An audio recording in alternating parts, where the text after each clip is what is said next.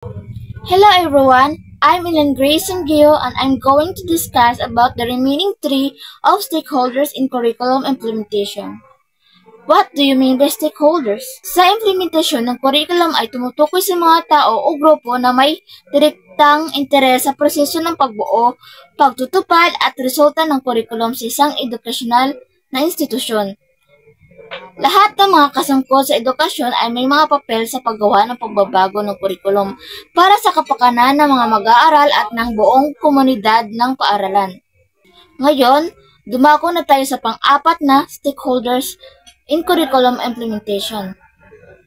Mahalaga ang papel ng mga magulang sa paaralan at kasama sila bilang mga pangunahing kasusyo sa edukasyon ng mga estudyante.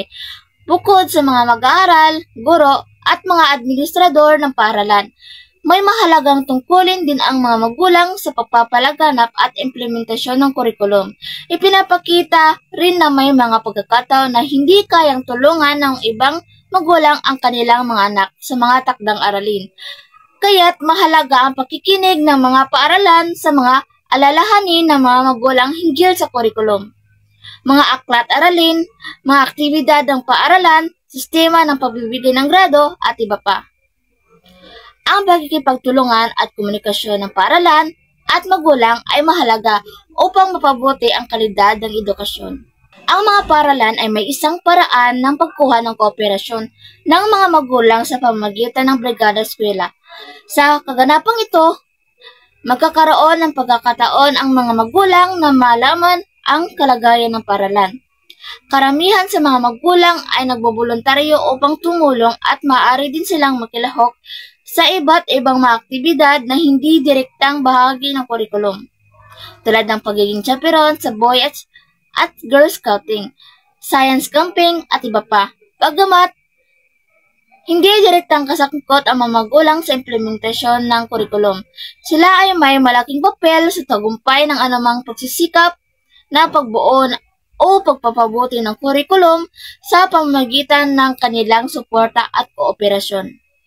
May inihanda naman akong halimbawa dito. Examples of how parents think of their stake in curriculum development. So sabi ng parents ay, I am proud that my child goes to this school. The teachers are hardworking and the school head is very supportive.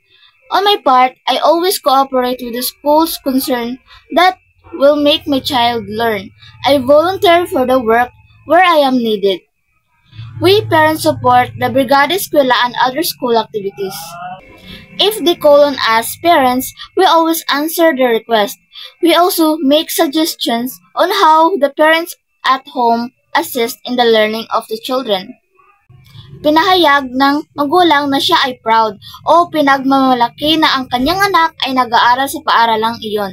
Dahil sa dedikasyon ng mga guro at suporta ng school head, bilang magulang, ipinapakita niya ang kanyang aktibong pakikilahok sa mga gawain ng paaralan na magikinabang ang kanyang anak, tulad ng voluntaryong pagtulong sa Brigada Eskwela at iba pang mga school activities. Sinasabi din ng magulang na laging tumutugon sila sa mga kahilingan ng paaralan at nagbibigay ng mga suhestyon kung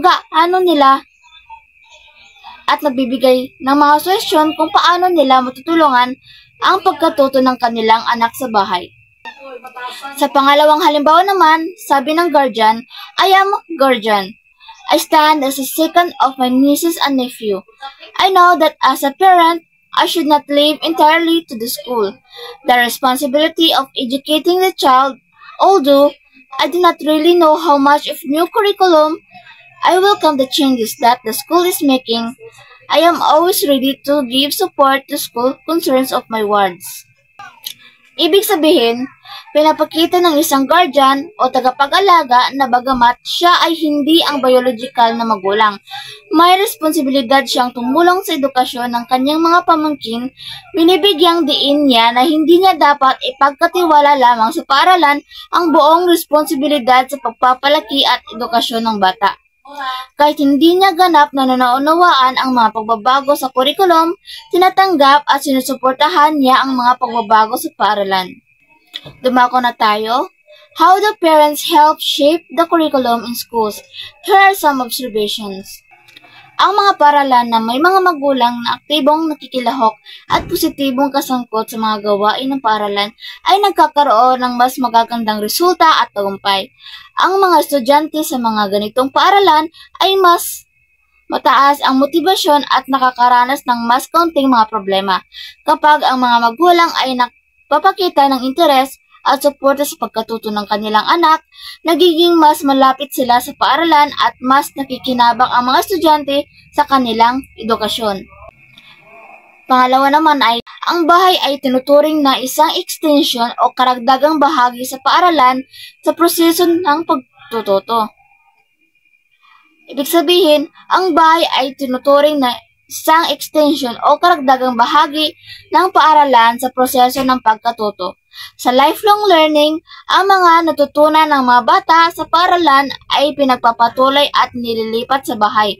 Kaya ang bahay ay naging isang laboratorio ng pagkatuto, kung saan tinitiyak ng mga magulang na ang mga aralin na natutunan ng kanilang mga anak sa paaralan ay may naisasagawa at naipapraktis sa bahay. Ang mga magulang ay sumusunod sa mga leksyon, nagbibigay ng mga materyales para sa pagkatuto at pinapayagan ang mga anak na makilahok sa mga aktibidad na magpapalawak sa kanilang kaalaman. Next is, karamihan ng mga paaralan, ang mga asosasyon ng mga magulang ay tinatag upang mas mapabuti ang pagkikipagtulungan sa pagitan ng mga magulang at paaralan. Ang ganitong uri ng organisasyon ay hinihikayat sa malalim ng School-Based Management o SBM, kung saan ang mga magulang at mga guro ay nagtutulungan upang mapalawak ang komunidad ng mga pagkatuto sa paaralan. Sa ilang mga kaso, ang mga guro ay kasama sa organisasyong ito upang mas mapalawak ang partisipasyon at kooperasyon. Ang mga proyekto at aktibidad sa paaralan ay kadalasang sinusuportahan ng asosasyong ito. Itinuturing itong pinakamagandang kasanayan o best practice sa mga paaralang may mataas na pagganap. Sa ikalima naman ng stakeholders, community as the curriculum resources and learning environment. It takes the whole village to educate the child, goes to the statement of former First Lady Hillary Clinton. Sabi ni Hillary Clinton, ang edukasyon ng isang bata ay hindi lamang responsibilidad ng paaralan o ng magulang, kundi ng buong komunidad. Ipinapakita nito na ang iba't ibang tao at sektor sa isang komunidad, mga guro, magulang, leader ng komunidad at iba pa, ay may mahalagang papel sa paghubog at pagpapabuti ng edukasyon ng isang bata. Ang pagtutulungan ng lahat ay kinakailangan upang matulungan ang bata na magtagumpay sa buhay at sa kanilang pagkatuto. Ang paaralan ay bahagi ng komunidad, kaya't ang komunidad ay maaaring ituring na isang extension o karagdagang lugar ng pagkatuto. Ang mga leader ng barangay, matatanda at iba pang mga mamamayan ng komunidad ay may mahalagang papel sa kurikulum ng paaralan.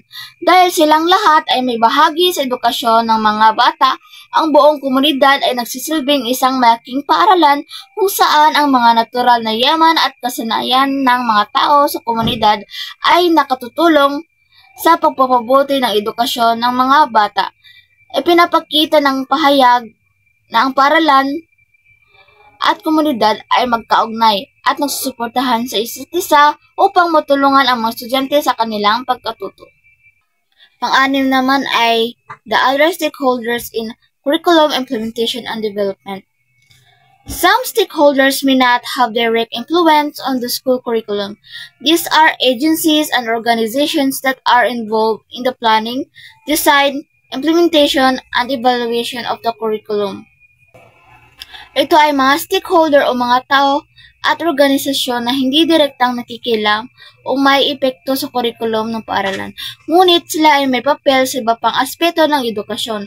Ang mga ahensya at organisasyong ito ay kasangkot sa mga proseso ng pagpaplano, disenyo, pagpapatupad at pagsusuri ng kurikulum ng paaralan. Bagamat hindi sila direktang namamahala sa kurikulum, ang kanilang kontribusyon ay mahalaga sa pagpapabuti at pag-unlad ng sistema ng edukasyon. Halimbawa na dito ang mga government agency. Ang mga ahensya ng gobyerno na may papel sa paggawa, pagpaplano at pagpapatupad ng kurikulum sa pangaparalan kasama sa kanilang responsibilidad ang pagtiyak na ang kurikulum ay naayon sa mga pambansang pulisya, mga pangangailangan ng mga mag-aaral at ang mga layunin ng edukasyon sa bansa.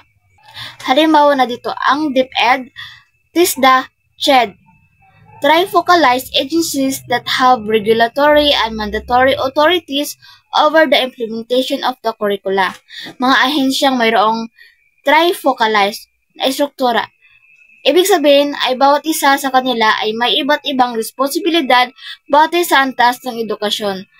Ang DepEd ang responsable para sa preschool, elementarya at mataas na paaralan. TISDA ang namamahala sa teknikal at vocational na edukasyon at pagsasanay. Sa CHED naman ang namamahala sa mas mataas na edukasyon tulad ng kolehiyo at universidad.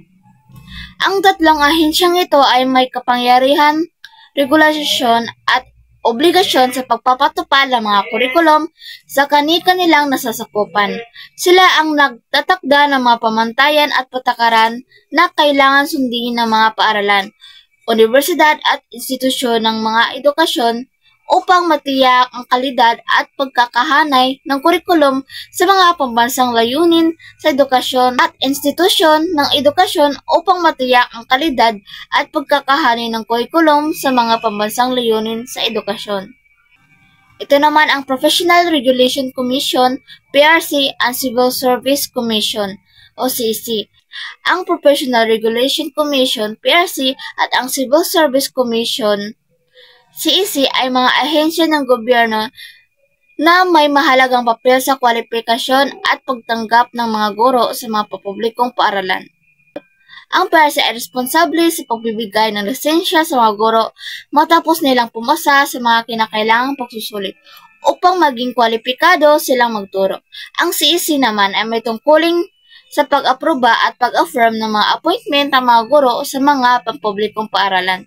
Kaya tinitiyak nila ang mga guro na itinalaga ay may tamang kwalifikasyon at sumunod sa mga regulasyon ng gobyerno. Ang mga local government units tulad ng mga opisyal ng mga munisipyo at barangay ay may malaking papel sa pagsuporta at pagpapatupad ng kurikulum sa paaralan. Kabilang sa kanilang mga responsibilidad ang pagbabayad sa ilang mga guro gamit ang kanilang pundo mula sa lokal na budget, pagpapagawa ng mga gusali ng paaralan at pagbibigay ng mga kinakailangang kagamitan para sa mga paaralan, pagsuporta ng profesional na pag-unlad ng mga guro, tulad ng pagsasani at seminar, pagbibigay ng mga school supplies at aklat para sa mga mag-aaral. Pangalawa naman ay non-government agencies. Sinasabi dito, ang mga non-government agencies ay mga organisasyon o pundasyon na hindi bahagi ng gobyerno at ang pangunahing layunin o gawain nila ay magbigay suporta sa edukasyon. Maaring magbigay sila ng mga programa, pundo, kagamitan o iba pang uri ng tulong upang mapabuti ang kalidad ng edukasyon o matulungan ang mga mag-aaral at guro. Halimbawa nito, Gawad Kalinga. Ang Gawad Kalinga ay may layuning magtayo ng mga komunidad at kasama na rito ang pagpapalaga sa edukasyon. Mahalaga ang buong suporta ng Gawad Kalinga sa edukasyon ng mga batang nasa maagang yugto ng pag-aaral o early childhood education. Sa bawat baryo o komunidad na kanilang tinutulungan, nagtatag sila ng mga paaralan sa mga batang preschool at mga kabataang hindi nakapag-aral o out-of-school youth upang mabigyan ng pagkakataon na makapag-aral at magkaroon ng magandang kinabukasan. Isa din sa halimbawa ang Synergia. Ang Synergia ay isang organisasyon o pundasyon na tumutulong sa pagpapabuti ng pangunahing edukasyon. Ang kanilang layunin ay itaas ang kalidad ng edukasyon sa pamamagitan ng mga asignaturang tulad ng pagbasa, agham, matematika at Ingles. Sa pamamagitan ng kanilang mga programa, nagsisilbi silang suporta upang mapabuti ang kasanayan ng mga mag-aaral sa mga mahalagang asignaturang ito. Ang Metrobank Foundation ay nagbibigay ng suporta sa mga programa na naglalayong patuloy na paunlarin ang mga kakayahan at kaalaman ng mga guro. Pinapakita nito ang kanilang layunin na tulungan ang mga guro na mapabubuti ang kanilang profesional na kasanayan upang mas maging epektibo sila sa pagtuturo at mas mapabuti ang kalidad ng edukasyon para sa mga mag-aaral. Halimbawa din dito ang professional organization like Philippines Association for Teachers and Educators o PAFTE, State University and Colleges Teacher Educators Association SACTE, National Organization of Science Teachers and Educators NUSTE, Mathematics Teachers Association of the Philippines or MTAP, and many more. Ang mga ito ay mga samahan o organisasyon ng mga profesional na guro at tagapagturo sa Pilipinas. Ang mga organisasyong ito ay naglalayong mabuti ang mga kasanayan at kaalaman ng mga guro sa iba't ibang larangan ng edukasyon, tulad ng pagtuturo ng agham, matematika at iba pang asignatura. Sa kabuuan naman, ang isang kurikulum sa paaralan, maliit man o malaki, ay apektado ng iba't ibang mga tao o grupo na may interes at papel sa edukasyon, tinatawag na stakeholders. Ang mga stakeholders na ito, tulad ng mga guro, magulang, estudyante, pamahalaan at iba pa, ay may papel sa pagpapasya kung ano ang dapat baguhin, palitan o i-adjust sa kasalukuyang kurikulum. Ang bawat isa sa kanila ay may mahalagang ambag sa proseso ng pagbuo at pagbabago ng kurikulum upang mapabuti ang kalidad ng edukasyon. Yun lang po at maraming salamat. Naway marami kayong natutunan sa aking tinalakay.